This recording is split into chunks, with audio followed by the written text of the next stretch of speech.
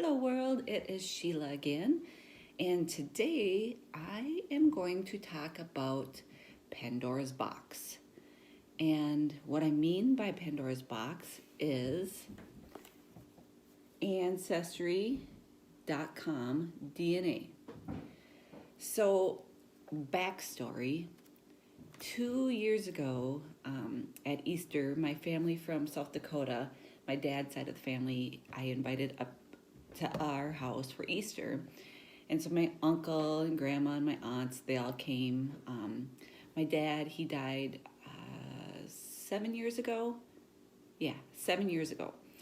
So they all came to the farm for Easter, and my uncle, my dad's brother, pulled my husband aside and said, "Hey, your wife Sheila has got a sister that she doesn't know about." And he told my husband that when my mom and dad first started dating, that they got pregnant, and they didn't know. I mean, they'd only been dating for like a couple months, and they didn't know if they wanted to stay together or not. So they decided to give the little girl up for adoption. And this was in 1966. She was born in either August or September, I believe. I don't know any details. And so, but then he's like, "But don't tell her until after I leave." But of course, my husband, he's a little gossip. He's like, "Oh, Sheila, guess what?" And pulled me aside and told me the story. And I was like numb. I just kind of stood there, and it felt so surreal, like my whole world, like an out of body experience. Like everything I thought in life is not what I thought. Like I just thought my mom and dad got married and had me, and then 3 years later had my sister, and it just that was that. I do have a half brother from my mom. When she was 21, she got pregnant and had my brother, and then my grandparents raised him. So he lived like 3.5 hours away from us all the time. So growing up, I knew I had a brother, but we only saw him like at holidays, and so I didn't have a big relationship with him. So when I think of my childhood, I mostly think of my sister and I, like in the household growing up, because he just wasn't around much. So I don't have much memory of him as a kid at all. Not until like high school and older then. So he told me, "Hey, this is what your uncle told me." And I was flabbergasted. And I think I had a little cry. That was my first reaction, was tears and kind of anger. Like, how did my mom and dad keep this from us for so many years? I mean, I was 44 or so. I mean, this was just 2 years ago. And my dad was dead, so I couldn't even call him up and say, "Dad, is this true? Is this true? How could you have kept this from me all my life?" And I thought, and my dad and I were so close. And I mean, we talked about everything. I mean, anytime I had boyfriend problems to anything, I mean, I would call him and we would sit for hours on the phone and talk 2-3 hours, almost daily. It was just normal. And so for me to not be able to call him and say, "Dad," and to think that he kept that from me for so long, I was hurt and I was mad, and I was just like, "Oh, I'm not my dad's first little girl." I mean, yes, I'm my dad's first little girl he raised, but there's this other little girl out there. And then I felt sad for him. I'm like, what a burden to carry your whole life. Like, I thought about how I would feel keeping that secret and how heavy that would feel, because I hate secrets. Anytime I have a secret or something, it's just like, "Ooh, I need to get it off me," and I don't like having secrets. And so I felt bad that he had to keep that secret for so long. I just, all these emotions running through my head. And then I'm like, well, maybe my uncle's mistaken, or I don't know. But so then my mom was still alive, and I didn't say anything to her. I immediately told my sister, and like pulled her aside and said, guess what? And her and I were both total in shock. And so, and my mom was sick with cancer at this time, and we really debated if we were going to approach her and say, Mom, is this true? Obviously, she didn't want us to know. I mean, they never told us. So we're like, oh, is this going to stress her out while she's going through treatment? But then I thought, well, once she's gone, we won't know the truth at all. It will really have been just dead.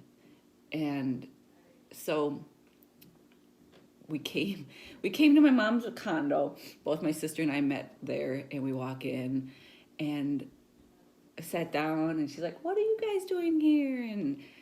And I could see the look of confusion and a little bit of fear in her eyes. And we like beat around the bush for a few minutes, and then, you know, my sister like nudges me like, go for it. And I'm like, why me? So I'm like, so Mom, Uncle Ron told us. And she's like, she sat there for a minute, and I thought her first response was going to be denial, but she sat there and she said, yes, it's true. And both my sister and I were like, okay, and give us some details here. We you know, like, what? And she was really mad at my uncle, I think. And then she was mad. She's like, I remember her saying, your dad got out of this with, you know, clear, scot-free, didn't have to deal with this. And, you know, then she had to deal with it. And I'm sure there was shame with it, and just so many emotions that she just kind of suppressed over the years. And she didn't want us looking for this girl at all. I asked her if she'd be willing to, you know, sign some papers and move forward, because I really want to find her. And she's no. I mean, just no. I mean, she's adamant about no. And so we respected her wishes, and I didn't pursue it at all while she was still alive. And so she died in July. It's almost a year. And I bought this little DNA kit November, and it's been sitting on my shelf in my house for the last few months. And I have been really nervous to open it up and to take my swab and send it in, because it is Pandora's box. I mean, this is Pandora's box right here. The minute I open it and send in my swab, and if she is in the database, there will be a match. Now, if she's not in the database, then it's dead end, or maybe her daughters or her son. I mean, if she has children. So she was born in 1966. What would she be? 52 or so? Yeah, something like that. Math has never been my strong suit. Ooh, I hate math. But so I am going to take you guys on this little journey of maybe finding my sister. Are you my sister? Remember that book from Dr. Seuss, Are You My Mother? Oh, I read that one over and over and over again. So, yeah, maybe I'll write, Are You My Sister book? Hold on. A little parched here. My Elvis cup, my husband got for me. Went to Graceland a couple months ago. Huge Elvis fan. My all-time fave. So let's open this box right now.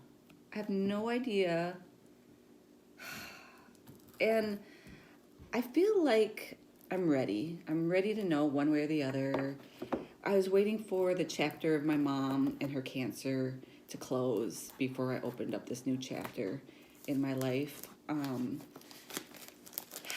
and I'm excited to know, but there's always that,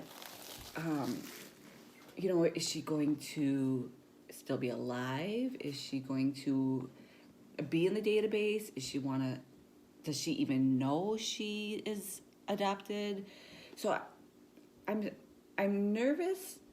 Like, say, what if she doesn't know she's adopted? Back in the 60s, sometimes people adopted children and never told them they were adopted. And so I have this little fear of, what if I put my DNA out there and I turn her whole world upside down? And that makes me sad because, I can handle a lot of crap the world slings at me. I really can. But I know some people just might not be able to handle it as well. So I have that fear that I might just totally mess up somebody's day or life. But hey, maybe she's been looking for us and didn't know how to reach out. I don't know. I mean, those are just all I don't knows. Okay, the wrapper is off. There's this little thingy here. I guess I should have got who cares about fingernails? It's not me. All right. Let's see what's going to happen here. All right. Have you guys taken these before? I've never, ever. Okay. I have to put my old lady glasses on because I'm half blind without my little cheaters. Ancestry DNA. Let the discoveries begin. That's an understatement. Do not skip this step. All right, so you got to go to activate, you enter your code. Do not eat or drink, smoke, or chew gum for 30 minutes before giving your saliva sample. Well, I won't be able to give my sample on screen. All right, so let's just peek at the rest of this stuff here.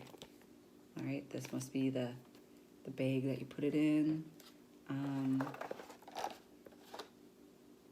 The kit. I'm going to have to read this better because I don't want to mess it up. And then the little return box. Well, that's easy enough. Ooh, I'm a little nervous. All right. Well, I'm going to have to, since I just took a swig of my coffee, I'm going to have to wait 30 minutes. So maybe I'll shut this off. Well, I'm sure you guys, all right, let me take my old lady glasses off. I'm sure you guys don't want to watch me swab my cheek. So I'll do this offline and I'll send it in and I will keep you guys updated if and when I get my results back. And if you know anybody who was born in August or September of 1966, a little girl, and I think she had red hair. We come from a long line of redheads. I have it's not as red as it used to be. I used to be much more strawberry blonde. But my mom said she had red hair and blue eyes, and I know her name that was on the birth certificate, but I'm not going to give any details yet, because I want to protect her identity also until I find out, that's the right thing to do. So I'm taking you on this journey, and if I have a sister out there, or if you know somebody who might fit that description, pretty vague, and they were adopted out of Minnesota, Minneapolis, Minnesota, 1966, August or September, either Lutheran or some Catholic charities. My mom couldn't remember. She didn't have any details. She couldn't even remember the month, which is really surprising because my mom was a memory master. I mean, that lady could tell you everything and repeat. I mean, so I don't know if she was keeping that from us or if it was such a traumatic experience that she did block it out because she had a memory. When you think about an SI memory, she was lead SI. I mean, that lady could, yeah. And I'm always so impressed with people with memory because my memory absolutely stinks. Everything about it, short term, long term, so random. I'm so thankful that I have my best friend, I think is lead SI, and she is my memory. So anytime I have a question about something in my childhood, because we've been friends since kindergarten, I'm like, hey, what do you remember? And she's like, oh yeah, I remember exactly what you wore and what you said and what you did. And I'm like, oh my gosh. So she has been my walking memory. And if anything happens to her memory, I'm going to be sad. So, all right, here we go. Thanks.